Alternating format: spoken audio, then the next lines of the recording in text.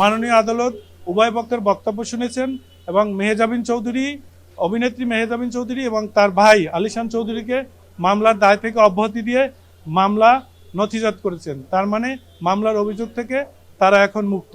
মেহজাবিন চৌধুরী আদালতকে বলেছেন যে তার সাথে আমার কোনোদিন পরিচয় হয় নাই, দেখা হয় নাই এবং আমি তাকে চিনিও না, হুমকি তো অনেক দূরের কথা। সে বিষয়ে বাদীকে আবার মাননীয় আদালত জিজ্ঞাসা করেছেন যে অভিনেত্রী মেহজাবিন চৌধুরী কি আপনাকে হুমকি দিয়েছেন? বাদী আদালতকে বলেছেন যে না, উনি হুমকি দেয় নাই, ওনার ভাই হুমকি দিয়েছে। সেক্ষেত্রে আমরা মাননীয় আদালতকে বলেছি যে তার ভাইও যে হুমকি দিয়েছে এর সমর্থনে কোনো প্রমাণ নাই, এবং যে হাতিরঝিলের ঘটনাস্থলের কথা বলে সেখানে সবসময় লোক থাকে। হ্যাঁ, হুমকি দিলে তো আশপাশের কাউকে সাক্ষী করতে পারতেন, কেউ না কেউ দেখতেন। এবং হাতিরঝিলটা পুরো সিসি ক্যামেরা নিয়ন্ত্রণাধীন এলাকা, সে সংশ্লিষ্ট থানায় অভিযোগ করলে ওখান থেকে প্রমাণ সংগ্রহ করতে পারতেন। এ ধরনের কোনো প্রমাণ নাই।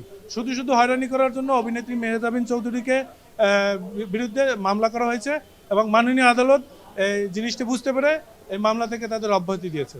আজকে যা কিছু হয়েছে বিজ্ঞ আদালত সন্তুষ্ট হয়ে তাদের থেকে কি বলে হুমকি দিয়েছে? এই যে টাকা চাইতে গেলে মানে মানহাসের হুমকি, আর ভবিষ্যতে যেন তাদের বাড়ির সামনে না যায়, তারা সমাজের নামি দামি মানুষ এই বলে হুমকি ধুমকি দিচ্ছে। নায়াসিনামাইড ও স্যালিসাইলিক সমৃদ্ধ লিলি ফেস ওয়াশ যা ফেসের ডেড স্কিন সেল দূর করে দেয় দ্বিগুণ ফাস্টার ব্রাইটেনিং। 24/3/2025 তারিখে আমরা ফৌজদারি কার্যবিধির 107 এবং 117C ধারায় বিজ্ঞ আদালতে হুমকি ধামকি প্রদান করেছেন। এই মর্মে আমরা নির্বাহী ম্যাজিস্ট্রেট সাহেবের আদালতে একটি মামলা দায়ের করেছিলাম।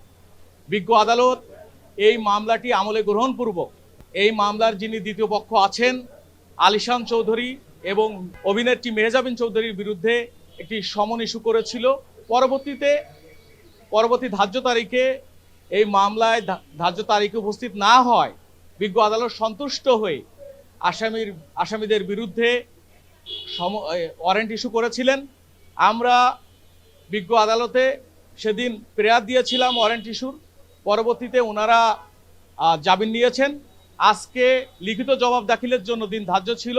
বিজ্ঞ আদালতে আমরা বলেছি যে এই মামলার যে লেনদেন ছিল, যে 27 লক্ষ টাকা মেহজাবিন চৌধুরী যে ট্রানজ্যাকশনের যে ম্যাটারটা, এই বিষয়টি বিজ্ঞ আদালতে ফৌজদারি কার্যবিধি 107 এবং 117 ধারার ম্যাটার না, এটি সম্পূর্ণ একটি হুমকি ধামকি প্রদান করেছেন কিনা এই মর্মে বিজ্ঞ আদালত মুচলেখা নিয়েছেন এবং বিজ্ঞ আদালত সতর্ক করেছেন যে ভবিষ্যতে যেন এই আমার যে মামলার যে বাদী তাকে যেন হুমকি দামকি প্রদান না করে। এই বিষয়ে মুচলেখা নিয়ে বিজ্ঞ আদালত এই আসামিদেরকে অব্যাহতি প্রদান করেছেন।